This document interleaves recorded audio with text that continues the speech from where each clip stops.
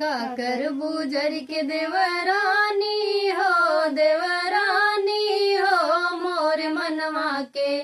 मोर मनवा के मिलल परानी हो मोर मनवा के मिलल परानी हो काकर बुजर के देवरानी हो मोर मनवा के मिलल परानी हो मोर मनवा के मिलल परानी हो साँझ सबेर पिया पोछा लगावई पिया पोछा लगावई हमका कहीं बैठा रानी हो मोर मनवा के मिलल परानी हो मोर मनवा के मिलल परानी हो काकर बुझर के देवरानी हो मोर मनवा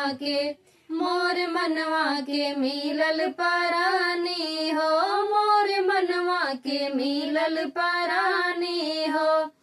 साँझ सबेरे पिया चाह बनावई पिया चाह बनावई हमका कहीं पीला रानी हो मोर मनवा के मिलल परानी हो मोर मनवा के मिलल परानी हो काकर बुजर के देवरानी हो मोर मनवा के मिलल परानी हो मोर मनवा के मिलल परानी हो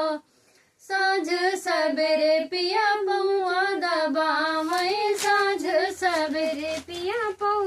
दबावई हमका कहीं सोई जरानी हो मोर मनवा के मिलल परानी हो मोर मनवा के मिलल परानी हो काकर बुजर के देवरानी हो मोर मनवा